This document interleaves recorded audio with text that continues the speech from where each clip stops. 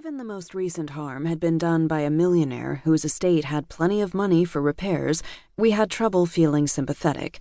But we were good citizens, so we'd agreed to negotiate. The final deal was probably going to involve our staying out of future adventures, which wasn't proving to be a problem lately. Chicago had been mostly battle-free in the post-Dragon era.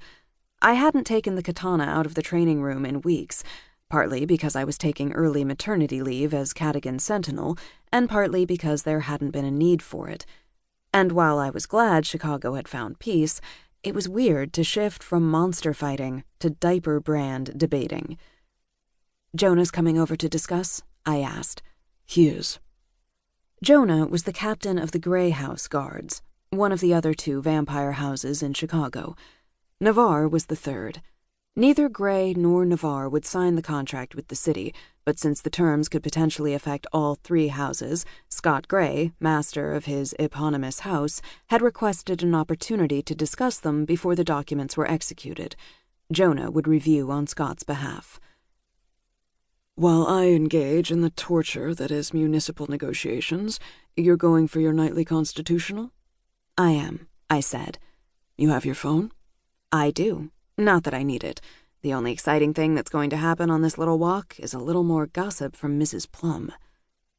Many of the house's human neighbors had become friendlier after vampires had saved the city from the dragon and the evil sorceress who'd manifested it. That included the Plums and their matriarchal grandmother.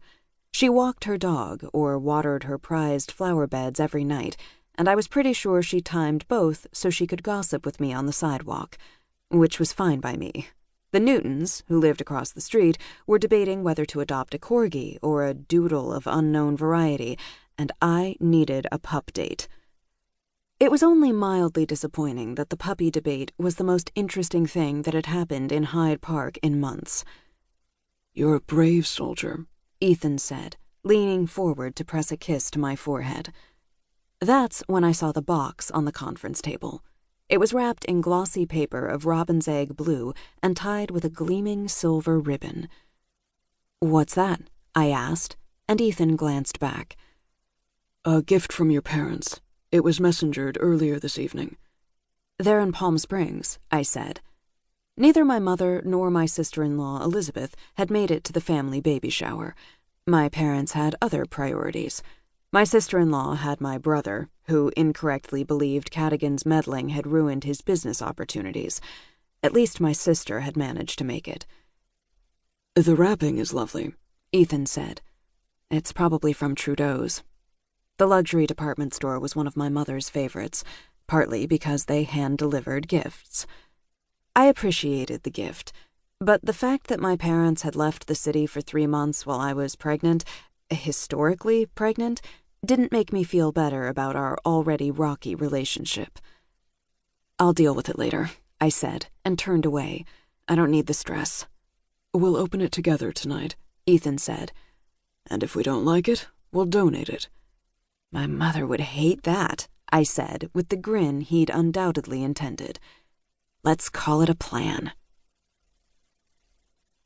Spring weather was unpredictable in the Midwest. Any given night could be too hot, too cold, or too windy and keep even the most adventurous Chicagoans indoors.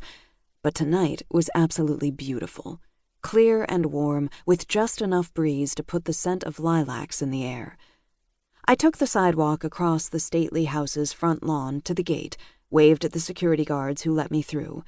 Chicago might have been peaceful, but we'd learned our lesson where security was concerned, and we'd bumped up the house's protections. I turned right out of habit, waved at the few paparazzi stationed outside with cameras, and kept my gaze ahead as I took the sidewalk to the corner. As I walked the next block, I was disappointed to find Mrs. Plum wasn't waiting at her gate, and the family's Queen Anne-style house was dark. I checked the time, realized it was nearly 1 in the morning. Little wonder a human family was asleep at this time of night. I didn't mind getting my exercise while humans were asleep. Chicago wasn't a quiet city, but the early hours of the morning were quieter than most. Hyde Park had houses in a dozen different architectural styles, and I liked strolling among them. It was like a catalog of houses, from a giant Gothic mansion with a tower and a turret to a low and horizontal